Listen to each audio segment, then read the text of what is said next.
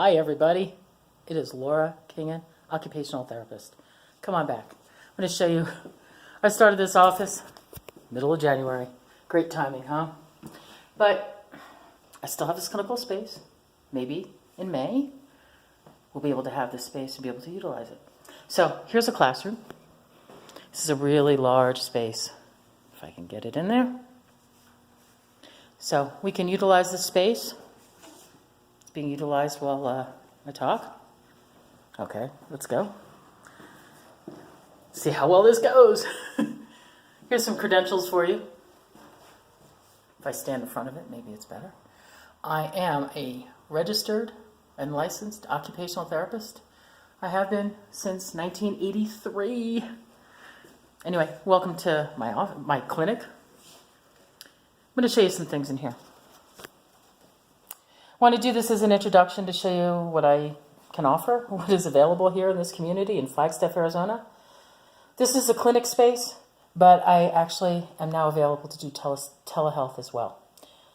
So I thought I'd just show you around a little bit.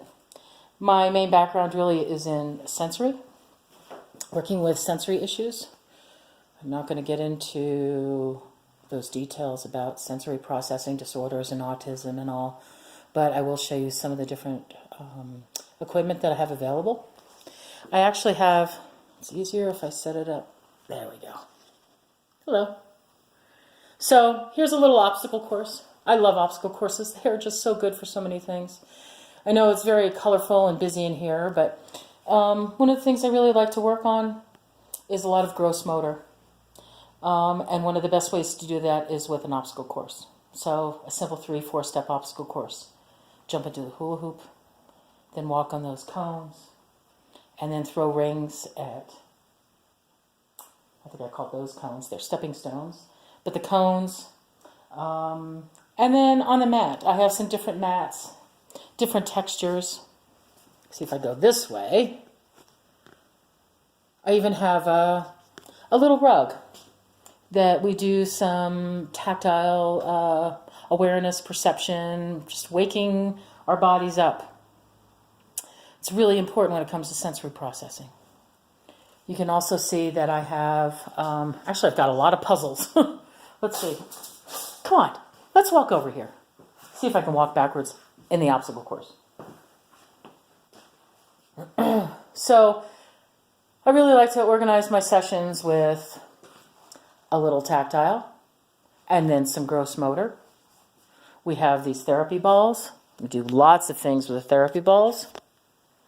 Do lots of things with the balls themselves. After some gross motor, then what I really like to do is work on some refinement. We have games and puzzles and academics and all kinds of things. I also have things for people of different ages. There's some baby toys. We do a lot of building blocks. Different kinds of blocks that you can build with. Let's see. Here. But what's also important to me are families and relationships, especially in this time. Hobby that's very important actually to my husband are slot cars and trains. So we have been trying to sponsor some special events, and one of those is Slot Car Saturdays. Now, today's day and age with social distancing, we'll see where we're going to go with that, because it is meant to be done in groups and in families. We actually have set up track in the larger room for people to come. I'd like to still make this available because I think it's so important. But let's see if we can show you here a little more. I don't have it on right now, but here is actually for trains. And then these are for slot cars. Ow! See, coordination is a good thing. But there's buttons that you press, and then we have cars that go around. My husband learned this hobby with his father and has shared it with, there's pictures where we had family at open house, and he was with a little boy, about that big. He was about 4 years old. And so Kevin was able to pass that on to that little 4-year-old. And I think that that's just so very important. So I'd like to make that kind of thing available. My background is with the sensory processing issues with autism and behavior and sensitivities. I've also worked a lot with range of motion. I don't have my table here. My table's at home, my treatment table. But that's also something that I've offered through the years and would like to make that available again for people. Again, with social distancing, I can do telehealth. Just contact me and we could set some things up. And what I really wanted to do with the range of motion was actually work with caregivers and teach caregivers on how to do range of motion so that clients can receive the range of motion and the caregivers can learn how to do range of motion. That I think can be done it can be done easily enough through telemed. I can walk people through. I am looking at doing some more videos, and I'm looking at doing a range of motion video so you can see me actually in action. It's kind of hard. My husband would like to be the masked patient, so I'm trying to figure out how to make it so I can do that at home.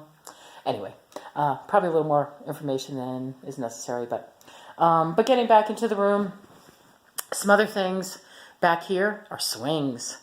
Right now in this clinic space, I do not have an apparatus for swings, but I do have swings, so that's definitely something that I would like to offer because swinging is so important. This is a clinic. This is a clinic environment, but my background is actually working, the last 15 years has been working with the Arizona Division of Developmental Disabilities, where I've gone into people's homes. I've gone into group homes, day programs, schools, more people's natural environment. So while we have a clinic setting here, and with the social distancing and with the telehealth, I feel like I can also offer OT services within the home, where instead of coming here to the clinic, I can make suggestions on some things that maybe you can do in your own home. Come on, let me show you a couple things. I set a few things up for you. So, some things like just what you have around the house. If you've got somebody who has issues with fine motor skills, one of the things that we work on in therapy, sorry about this,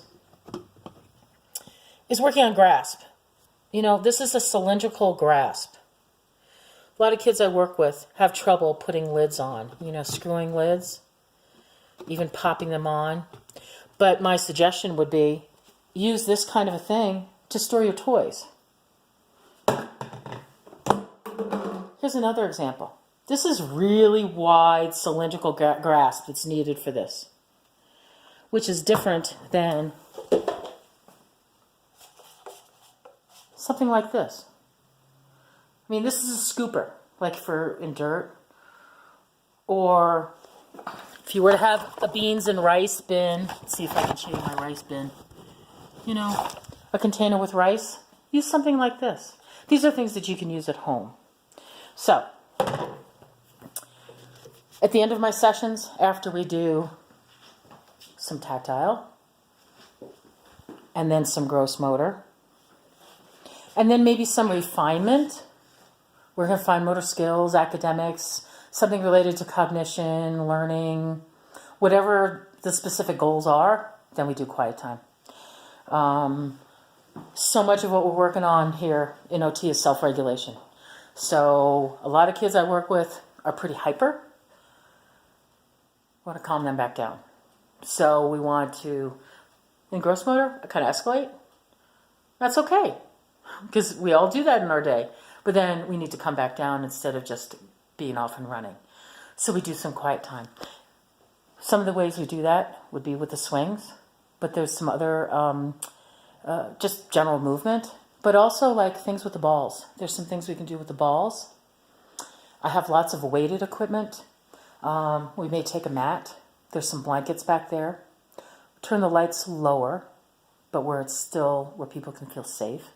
Maybe put on some soft music. 5-10 minutes max.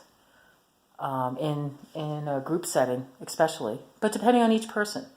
Occupational therapy is prescribed activities. I do an evaluation. I find out what are the issues with an individual. And then I write a treatment plan. And then we have goal-directed activities to work towards certain kinds of things, like maybe with the self-regulation, calm back down, being able to go out and do something like go to the park or to the grocery store, a lot of kids can get really hyper from that. So how can we work towards improving that function out in a community setting? That might be a goal that we're working on here in OT. And this is one of the great ways we do it. So I think that's this is 10 minutes. That's kind of an introduction into my clinic space and how I generally go about my therapy.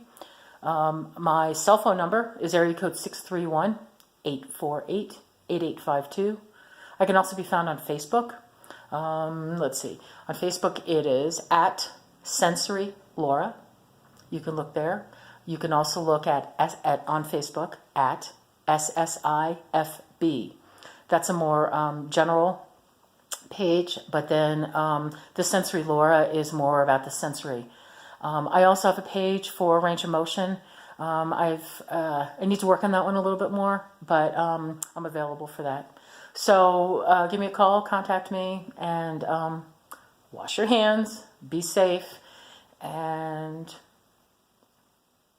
I guess that's it.